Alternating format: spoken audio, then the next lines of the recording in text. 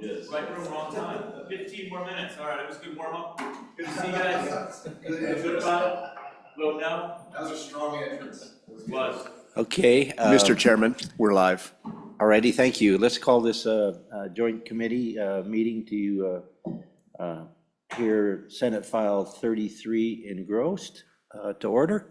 Do we do roll calls? No, we don't. We don't need a roll call. Okay, so just for the record, we're missing one senator and one representative, but I think we can do the business. At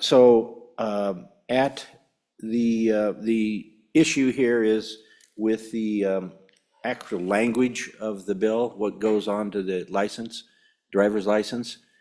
I think the bills were agreed to. It was just the actual text. And so the US or the Senate version was not US, and the House added the word citizen, which made it longer. So could I, Taylor, would you please come forward? And so I had a little discussion with my good co-chair here regarding the location where you're intending on putting this. He indicated that he thought it was going to go on the back. I don't think we were told either way. We told there was real estate on both sides of the card available. I think it would be my chair's preference that it be on the front. My only issue was being on the commission and knowing everything I know about how many times we want to put things on these cards that we run out of real estate. And so my intent was to make it as short as possible. I would have liked to have seen just non-US with no periods, but it came out not a US with periods in the Senate side, and then the House added citizen. So can you shed a little light, Mr. Rossetti?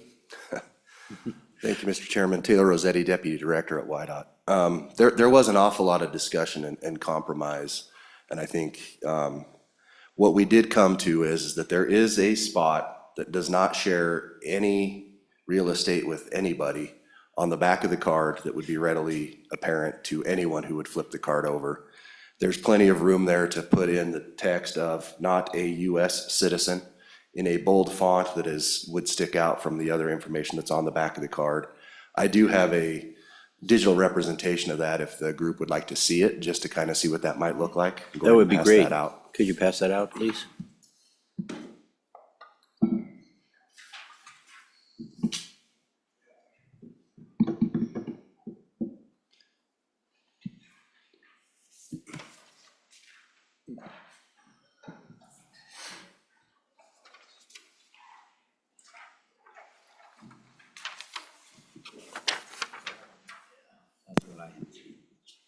So the chairman did mention that the preference was to try to put something on the front. And I do have another handout, not with me, but that I could share, that does show that much of what is taken on the front of that card is actually used for the actual driving information and for law enforcement, your height, your weight, those sorts of things that law enforcement needs when they make the stop. So there is really limited real estate that doesn't share a function for a purpose on the front of the card. The nice thing about putting that on the back of the card is the back of the card is the same whether you're over or under 21. So that placement on the back of the card would be the same either way. You remember the front of the card is vertical or horizontal depending on if you're over or under 21, but the back of the card is the same. So that spot was chosen on the back of the card mostly because it's a spot where it's readily apparent, it's real easy, you just flip the card over, and it would be bold there. So that was just kind of a design consideration that we made as we worked through the bill. I do believe, though, that, Chairman, there's some questions about the status of our real ID and whether or not that star means you're a US citizen or not. And I think we've tried to be pretty clear from the beginning that real ID isn't a citizenship designator. What it is this lawful presence in the country. So there are permanent residents that aren't citizens that can be real ID eligible, and there are temporary residents who can get real IDs. Temporary, a lot of times we have some workers that come up and do farm work, students, things like that, that have temporary lawful presence in the country. And if we do those credentials, they still get the star, but those credentials are limited to the term that they can lawfully be here. So if they have a 90-day visa, it's a 90-day driver's license or ID card. So, Yes. so I did not want to confuse the group and say that if it's a star, it's automatically a citizen. I do believe that Chairman Pendergraph mentioned as well that there are roughly 3,000 temporary resident cards that are issued right now. Those will expire when those people have no longer can be in this country. And then there is about 6,000 people that have permanent lawful status in the country that are not US citizens. So that's really about the 9,000 or 10,000 people total that this law would impact. And that's where you would see on that card, it would look just the same on the front, but on the back, it would say not a US citizen, based on how we've looked through and we think we can implement this bill. Senator Kolb? Yeah, thank you, Mr. Chairman. Mr. Rossetti, unfortunately, I don't have any information on what the front of the card would look like, just the back of the card, you know, when it says not US citizen. Where would it go on the front of the card? The first question. Second question would be is there any impact in cost if we put it on the front and back of the card? If we're going to pay for new cards to be printed, does it have any bearing on the cost of said new style driver's licenses that you claim would cost a considerable amount of money?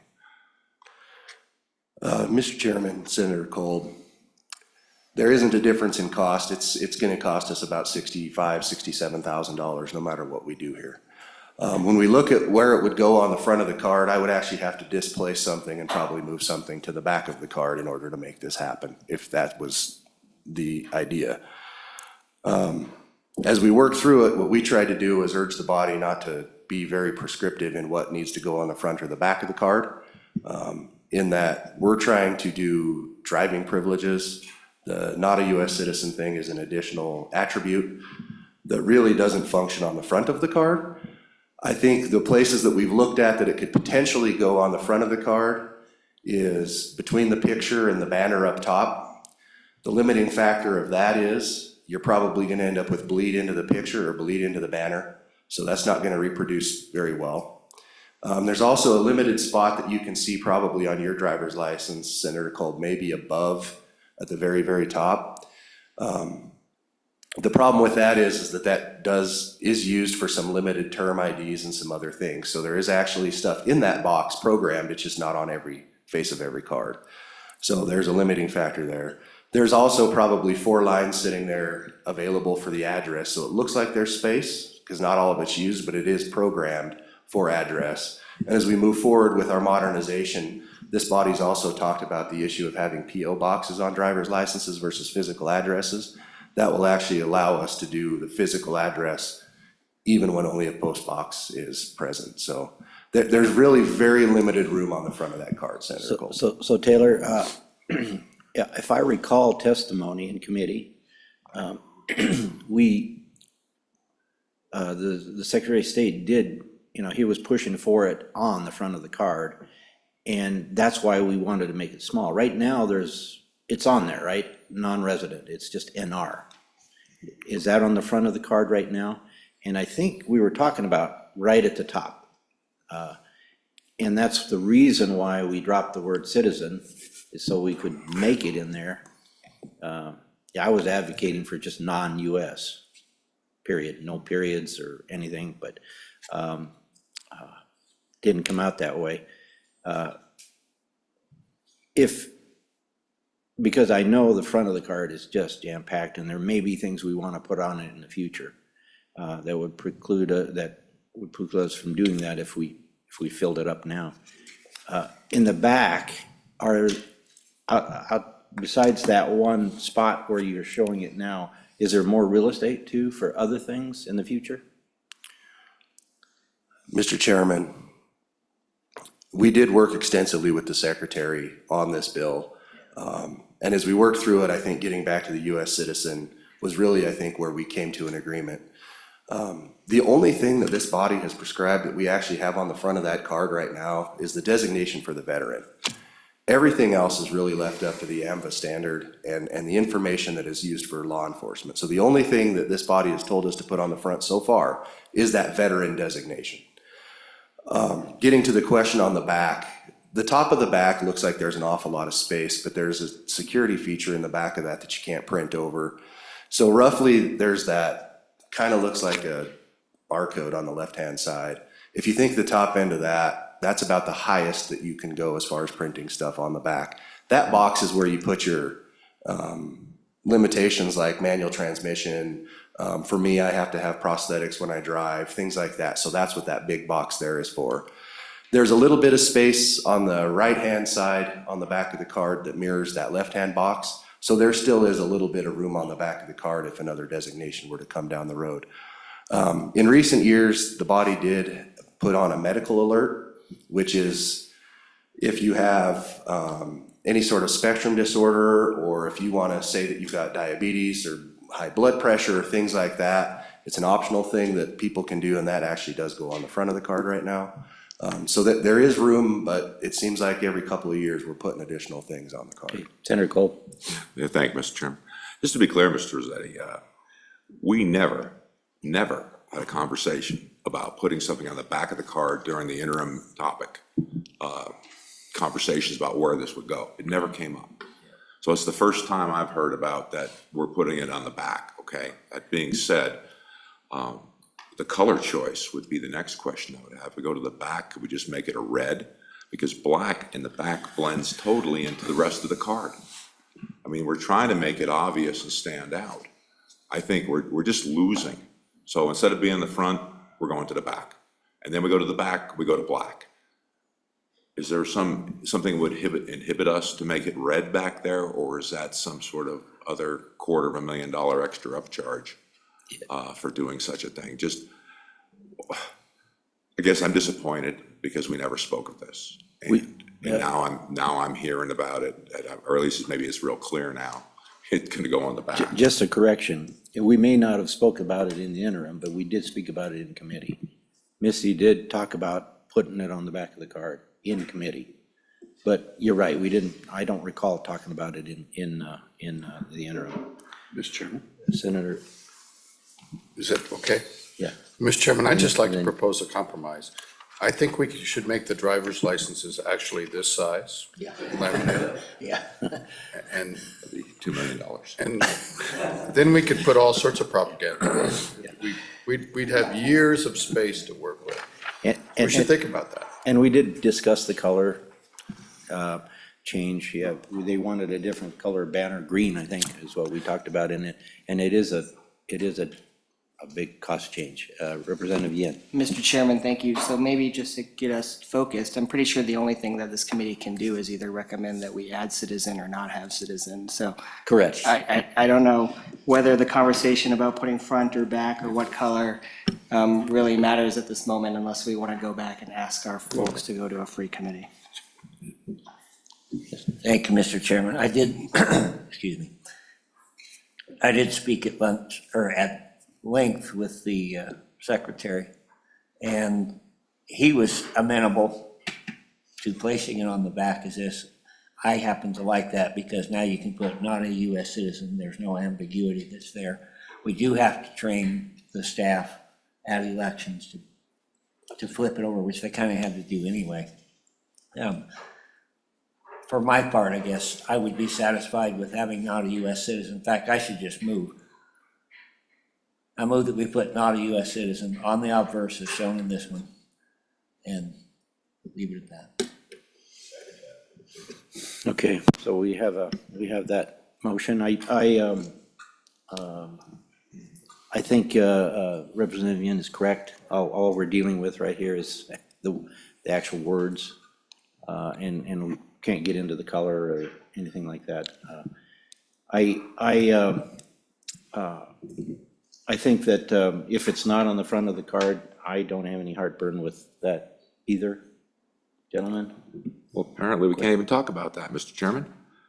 We got, my moment to speak on this is rulemaking authority is another problem here.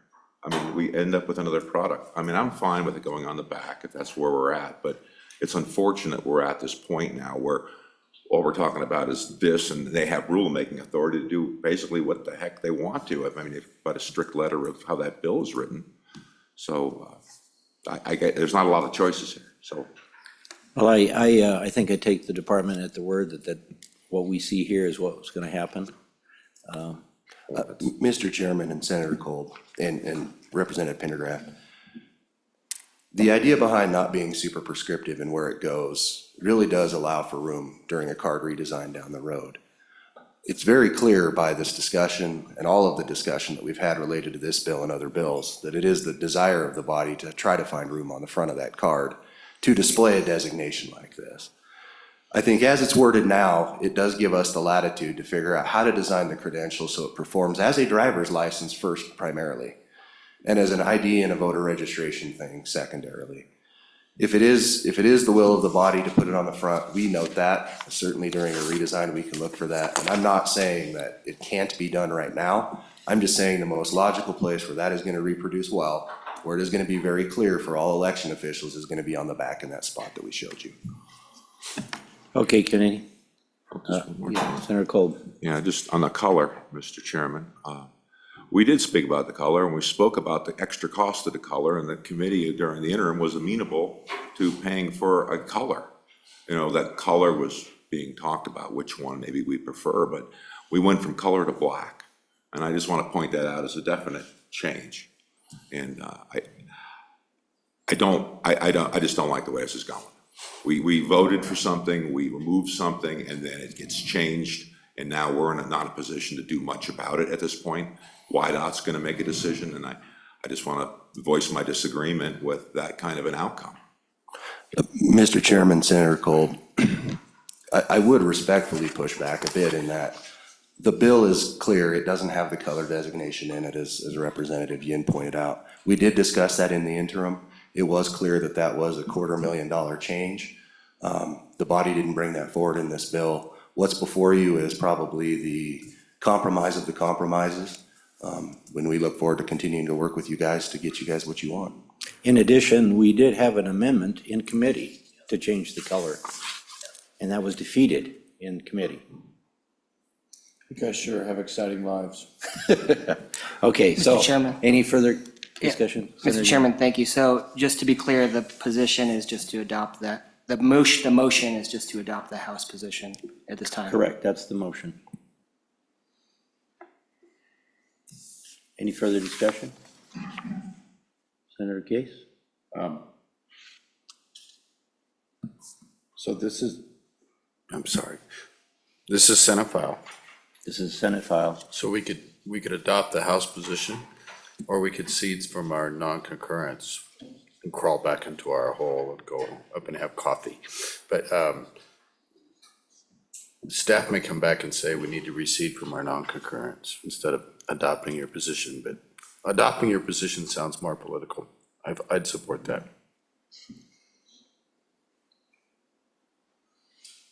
It actually adopts the position as the bill was originally drafted too. Except, Because it was always always had the word citizen in at the beginning. yeah.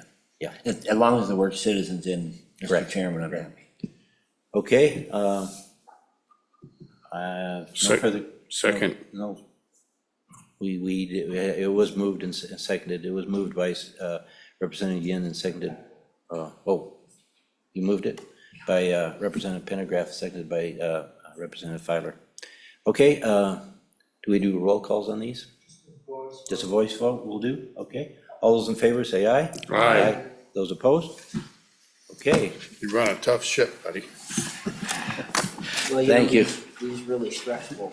Man, the House members, I'm so beat up. Just trying to defend the House position about color.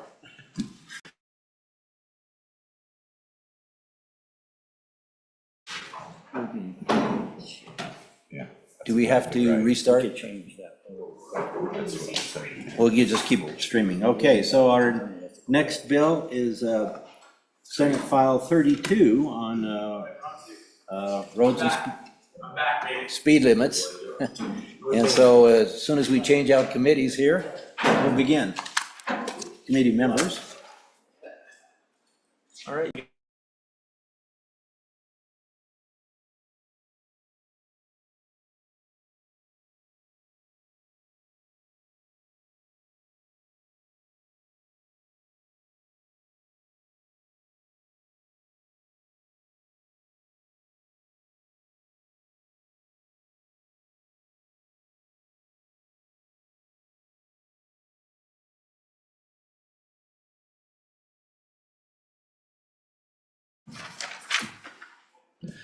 Okay, Who's your Bob Nicholas. Okay, Bob, gotcha. okay, we'll just begin. I ran the last one. Would you like to run this one? Sure. Yeah, we'll let you do that. So do we call the committee to order? Yep. And We're doing no roll call? Okay. We just, I think we discussed it. We'll let, I think there's going to be some testimony, I think, from people who agreed to or disagreed to this. You bet. Yeah. So I guess we'll start with, as the House took this up, there was the realization that there was no provision for any sort of engineering, data collection, any sort of extra information that would help in the decision-making process in certain of our county roads, unpaved county roads that may need to have some additional input or information in determining what the speed limit was. So that's why we came to the conclusion at first that, well, maybe this was not a bill that had fully been developed. And initially, the House did vote to not pass the bill in committee of the whole. From there, listening to concerns from county commissioners and realizing that there may be some sort of position that we could take that might help to develop those positions and come to an agreement that might help in the decision-making process. That's where this bill started to come, or the amendment started to come about. It was a conversation over a number of days with a number of different stakeholders, including county commissioners, law enforcement, engineers, from various parts of the state. And so there was really kind of a collaborative effort to get something that was workable moving forward. And so I think we came to a great position here where we've not got all positions, maybe 100% where they wanted to be, but it's something that is a workable solution. Okay, basically, the Senate's position was obviously the bill drafted as it came out of the interim. And it was supported, I think, by all by the counties and by the association that represents our engineers, and I forgot the name of the organization. Yes. Anyhow, but apparently they've also now agreed to the amendments in the House version, and I would like to, if they're here, anyone's here, to discuss them. I wouldn't like to know why they had backed off from the version that we presented in an interim, and apparently they're not here to discuss that.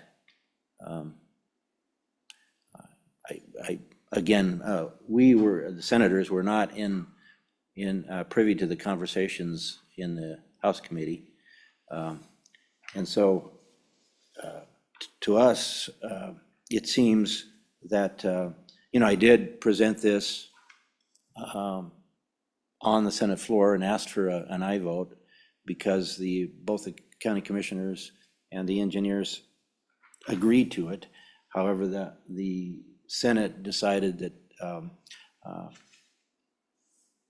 almost unanimously, I think I was the only aye vote. You were the only one. You were. And I was a no vote, and I changed it to aye. Flipped his vote. Yeah, because of the it seemed like there was a lot, it was completely against what we were trying to seek in this bill. We're trying to seek the ability for them to change the speed limits without having to do the speed study. So, anyone want to discuss that? Senator Rothfuss? Thanks, Mr. Chairman. There were a couple of concerns, I think, that were expressed in the Senate debate. One was that the amendment is very prescriptive and comprehensive and to a large degree outside of the title of the bill. And we saw it really as stepping much beyond what the bill was, where the bill specifically, the key of the title is authorizing local authorities to set maximum speed limits on unpaved roadways without first conducting a speed study or justifying the maximum speed limit.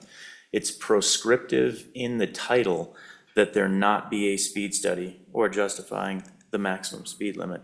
And the amendment really looks more like rules than it does statute. Any community could come up with these types of standards, and they might be appropriate standards, but they seem a little beyond the scope of the title, was one concern. Another concern is that in the amendment, it literally only allows a change from 55 to 45, which seemed actually overly restrictive, despite the temporary exceptions that are provided below.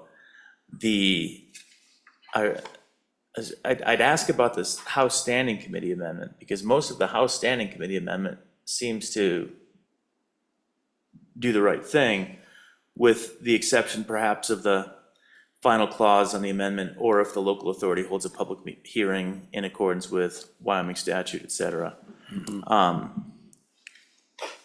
That might be overly broad, but the rest of the House Standing Committee amendment is probably consistent with what I think the Senate was interested in, which was the idea of allowing a decrease in the speed limit without requiring a study, and that's what the language does. I think that's perhaps an acceptable middle ground position would be to go with most of the House Standing Committee and maybe work that. And I'd be curious what your thoughts are on that, whether the House would support that type of thought. I appreciate the input there, and a couple things I want to hit on real quick is the Wacers group actually does not support the bill as drafted, and that's why they appeared in the House committee via Zoom to speak against that particular issue. And it is that group that was also involved in helping to come up with a solution that might work for both parties, or all parties involved, I should say. As to the title, what I would point you to is that in the House amendment that was adopted, in F, it does provide for decreasing the maximum speed limit without first conducting a speed study. And in G as well, it does. Even though it is of temporary nature, it is doing it without a speed study. So I would say it is certainly fits within the title of the bill and does in fact meet that requirement.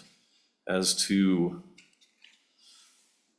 only allowing 55 to 45, the position of Wacers, as I understand it from the start, was they'd really just like, part of the reason this came up for them was they wanted to see statute actually dropped from 55 to 45 and leave it at that point. According to a study that was conducted by the University of Wyoming using speeds on unpaved roads over a period of time, they determined that overall, the 85th percentile, which is something that they use in the speed study itself anyway, but the study overall found that somewhere in the neighborhood of about 45 was what the traveling public actually used on many of the unpaved roads.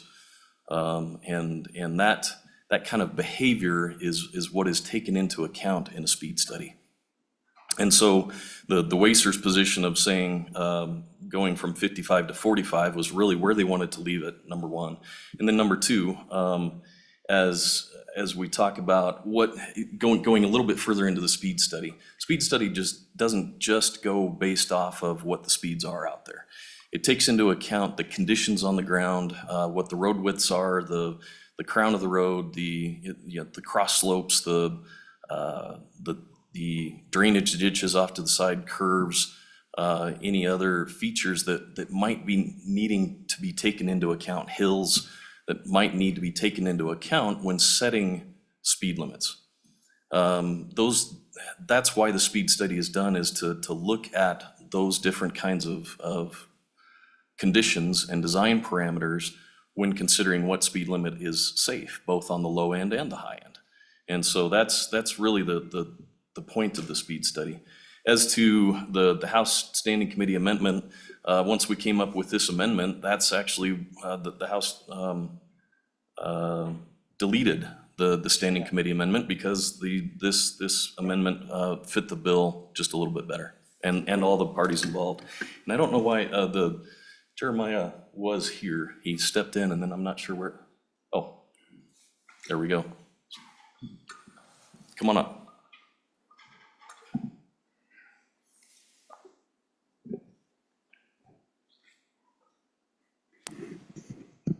Mr. Chairman, or gentlemen, Jonathan Russell, Wyoming County Commissioners Association.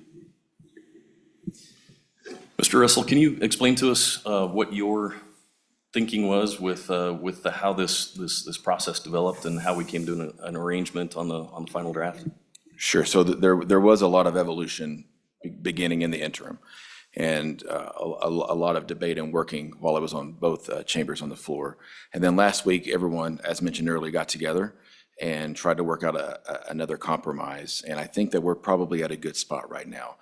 And what we're looking for with the county commissioners is this: we're looking for something that gives us some flexibility, and ultimately just finding a solution that we can all agree on and move forward with, and really bringing some finality to it right now.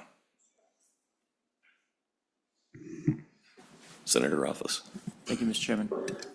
Is your interest, though, to be able to decrease a speed limit from 55 down to some lower speed limit without a speed test? Is that effectively what you want?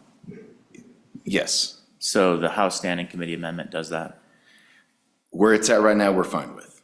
Mr. Chairman, the Committee of the Whole amendment's on it right now. The House Standing Committee amendment was taken away. The House Standing Committee amendment just let you lower it without a speed study. Is that acceptable? To the 45. To anything? Mr. Chairman, Senator Ruff, yes, that's, as it's written right now, as you've mentioned, we're fine with that, the lowering without the speed study.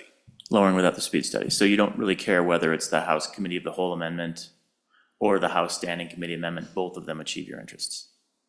Both, Mr. Chairman, Senator Ruff, both of them, yes. Thank you. Senator Cole.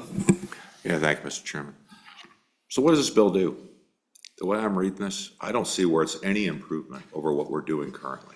What do you see as a benefit for anybody from this bill besides a bunch of prescriptive language that requires consultation, in many different areas, and a development of how these changes are to be made? I mean, why would we want it? I mean, from your opinion, if you read the bill to what we currently are doing, why would this be an improvement on what we're doing currently? That's my question. Thank you, Mr. Chairman. Mr. Russell. Mr. Chairman, Senator Cole, what I think we get out of this right now is something that we all agree on, that it's going to allow us to go forward. It's not what we wanted to begin with. Senator Cole. Yeah, Mr. Chairman. My question is, what does this do for us more than we're currently getting? I mean, I can just say I spoke to my Board of County Commissioners, and they're not in favor of this change. They're in favor of the original bill draft. And I get everybody has a different opinion amongst county commissioners. However, I just look at this thing as holistically and going, well, what is this getting us? Why is this an improvement over what we're currently doing? I see it as a loss. I see the bill as amended as a loss for local control of locally elected officials, not some group of engineers, sorry, This is about local elected officials having local control. That's about as simple as it gets. So I'm reading this, trying to understand why it's a good thing. You know, respectively, what's your opinion on why it's an improvement? I mean, I do get your original point, but I mean, I'm trying to understand why this is a good thing to even talk about at this point. Thank you, Mr. Chairman. Mr. Russell? Mr. Chairman, Senator Kolb, what we get out of it right now is the ability to lower 245. Outside of that, there's not a lot. There is a lot of descriptive language in here dictating what we need to do, and that's kind of what's already in statute right now. But again, it's something that we all worked on together and that we're at a point where we agree to move forward. So outside of the 45 miles per hour, sir, I would agree with what you said. Senator Pappas? So Co-chair. basically, the original bill was intending to do that. The original bill gave the authority to drop the speed limit from 45 down to whatever without a speed study. That was the intent. I don't understand why, through the House amendments, we wanted it to make it more convoluted to do that. It seems to me that it's pretty clear, you know, just that original paragraph F would have solved everything that they're looking for. And certainly that's what the interim committee thought as well. So again, I'm having a hard time understanding why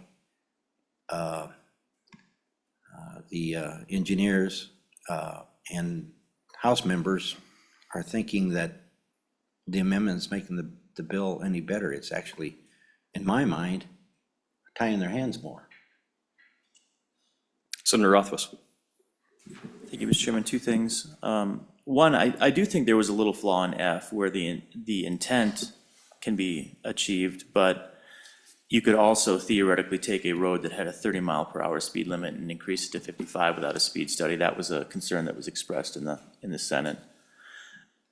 The House Standing Committee amendment just cleanly fixes that problem, I think. I think the House Standing Committee amendment was a nice improvement on F that captures the upside of it while preventing the concerns of the downside. You know, on Senator Pappas's concern about just adding a lot of engineering detail, you know, I'm an engineer as well, and I couldn't imagine going into statute and putting a bunch of my engineering concerns into the Green Book. That just seems like something I would generally avoid, and leaving it up to local control, as Senator Kolb was discussing, to figure out, you know, to consult with their own engineers, and they would. So if we have any absolute requirements, putting in minimum requirements is appropriate, which I think, again, the Standing Committee amendment does well. So I guess I would just ask if the House would support, and I could make this as a motion, but just for discussion at this point in time, if we delete Committee of the Whole Amendment number 4, reinstate most of Standing Committee Amendment number 1, where we take it up to the word department that you see in the amendment on line 19, so that we delete, or if the local authority holds a public hearing in accordance with Wyoming statute. That seems to achieve all of the objectives, and in a clean, simple bill that's consistent with the original intent. It doesn't have any of the concerns that Senator Kolb is raising about being overly prescriptive with what a local jurisdiction can and can't do. It just makes it very clear that they can lower a speed limit. You can lower a speed limit. That's what I think the interest is. And if we just say that in statute, you can lower a speed limit, it seems like, well, I know that would pass the Senate. I know that gets concurrence in the Senate.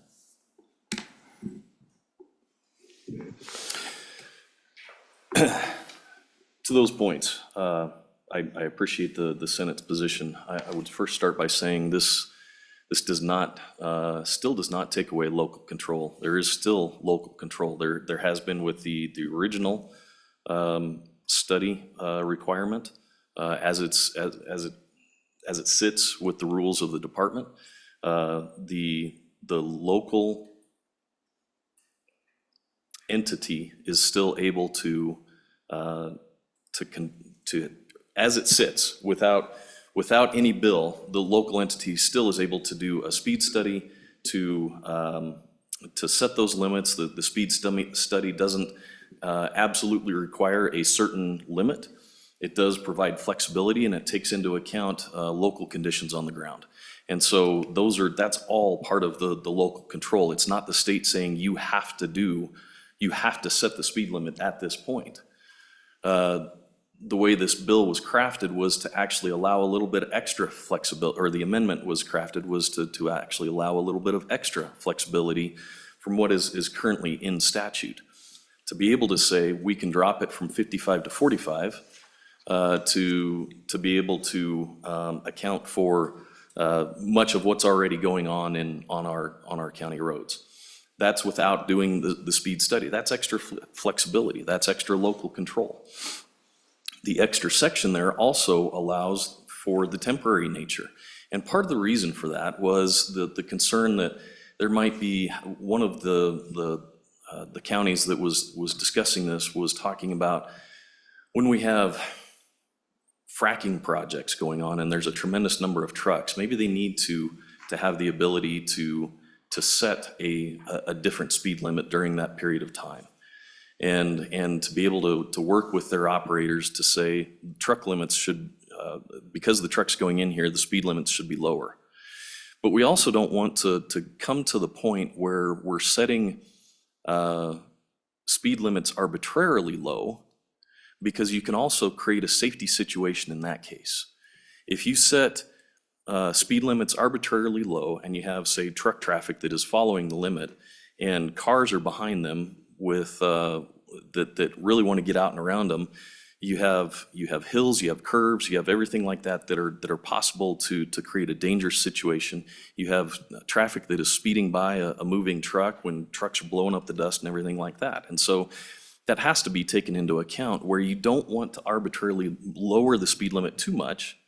And we all know that folks that start to perceive something that's going on may not always actually have all the information. We heard from a trucking company owner that said their trucks with all the compressors and everything, they're blowing dust, and they often get complaints that they're going faster than they're actually going. And so when you don't have the data to back it up, it becomes a situation where the public opinion can drive the design of speed limits, of the behavior that's going on there. The public opinion can actually drive some unsafe conditions in that case. And so what we're looking to do is find that balance between listening to the concerns of those that are on the ground, having that local control, and to also say there still needs to be some parameters in certain situations. Mr. Chairman. Representative Singh. Thank you, Mr. Chairman. I just wanted to add that this Amendment 4, and the committee of the whole, or when it was on the House floor, it was a result of a compromise, if you will, to weigh in the perspective of the folks, as the good chairman was saying, the people on the ground that are actually having to deal with it. And by having these parameters around that Fourth Amendment, it creates more opportunity for the actual public to have input on this change that they're going to end up having to deal with. And so that was part of the intention of that amendment. Senator Kolb. Yeah, thank you, Mr. Chairman. Well, I'm not hearing anything that wants to deviate from what you've done in the House. I think if there's not going to be a proposal that we're willing to talk about, I don't know what we're doing here. You're not talking about a thing you're willing to change. So I'd like to have a conversation about what the House's position is willing to move on this or not, and just get to the point, because I'm not hearing anything yet. I'm waiting. I'd like to know if there's anything we can do. Thank you, Mr. Chairman. Thank you, Senator Kolb, and I appreciate Senator Rothfuss proposing that we go back to the committee of the whole amendment, what I would say is that it does not actually deal with some of those other issues that were discussed that I was just mentioning. And so if there's anything to be done, I guess I wouldn't see it as being that particular, the committee of the whole amendment. In an offline conversation, I believe Senator Colby, you had also mentioned maybe dropping that speed limit in subsection F from 45 to 35 to be able to allow the commissions to drop it to 35 as lower limit? Yeah, that's correct. So I thought that, well, if you get the authority to drop it, and then we would keep make it more restrictive to raise it, basically. Let them drop it, because I saw no danger in dropping it. But if you wanted to raise it from whatever the speed limit is currently set at, say it's a 45-mile-an-hour road and they want to go to 55, then they'll have to get a speed study. Or say it's 35 and they wanted to go to anything higher than the current set speed limit, that would require a speed study. And I thought that was a compromise between, so for the safety reasons, I thought the downside of lowering it is minimal for issues, but raising it, maybe that's an issue. So I thought as a compromise that we could look at it in two different ways, and I'm certainly open to that conversation, Mr. Chairman. Co-Chairman Mr. Mathis. Chairman, and that's exactly what the Standing Committee Amendment did. And I think, frankly, I would agree to the Standing Committee Amendment as Senator Office proposed. I think it does everything we need it to do without Amendment number 4 muddying up the waters.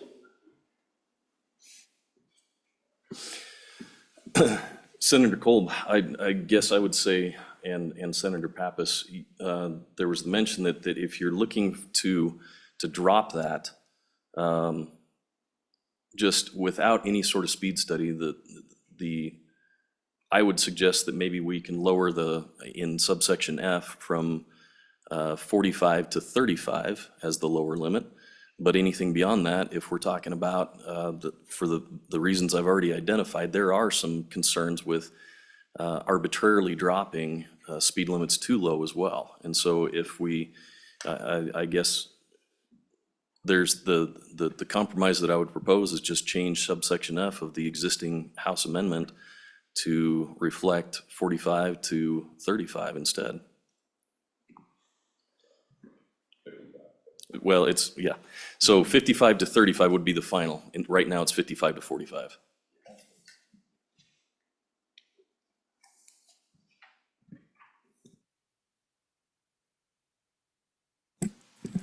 Senator Office.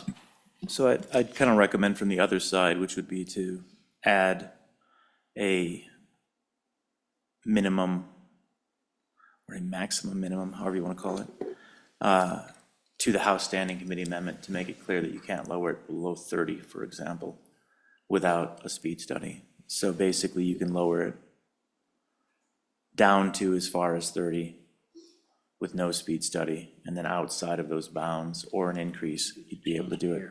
Yeah, exactly. And we could work that out, but just conceptually, the idea of ensuring, and that seems reasonable, that we wouldn't want to necessarily lower it below a 30 without a speed study too. So lowering it anywhere from 55 or whatever it's set at, presumably at 55 for dirt roads at this point in time, allowing it to be lowered to not less than 30 without a speed study, and then anything contrary to that, an increase or lowering it beyond 30 would require a speed study. So again, just making it clean, consistent with the original bill. And I can work on the language real quick, but that's the thought. Thank you, Senator Rothfuss. I appreciate that. The other thing that I think was also discussed was some of the temporary nature of when things need to be dropped and maybe not fully dropped as a permanent situation. And so in that case, looking at if if there are instances where for instance, a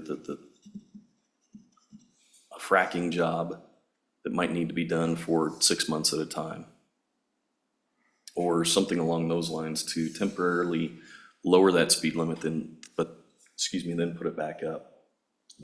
You can, sorry to interrupt. Senator, go ahead. I was just gonna say, we could simply add the language permanently or temporarily. So it would read something like, a local authority may permanently or temporarily decrease a maximum speed limit to not less than, The maximum speed limit was removed. from this, let's see, It just says, the speed limit, you're right, it would be the speed limit.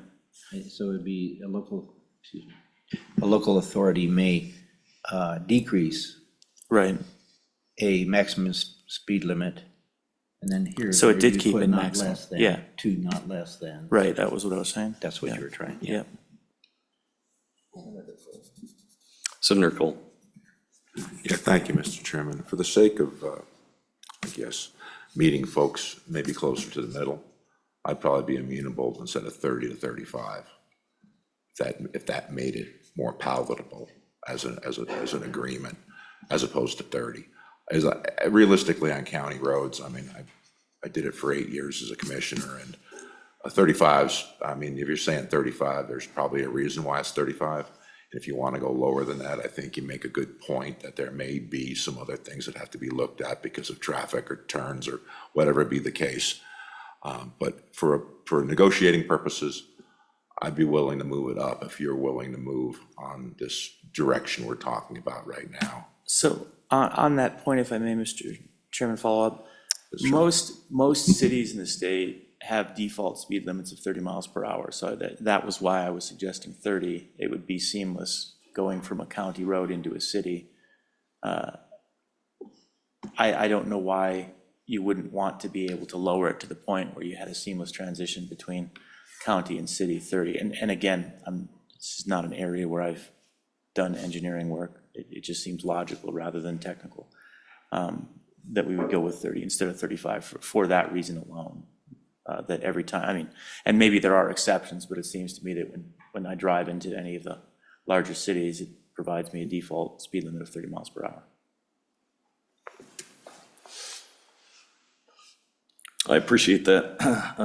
Considering that when we're talking about lowering and creating defaults like that, I think that with the studies that show that on unpaved roads, the behavior is more like 45. That's why we arrived at the 45. Mm-hmm. And so if we're talking about lowering, I understand what your position is there, but there's not, we're talking about many more thousands of miles of unpaved road compared to that don't attach to any sort of city.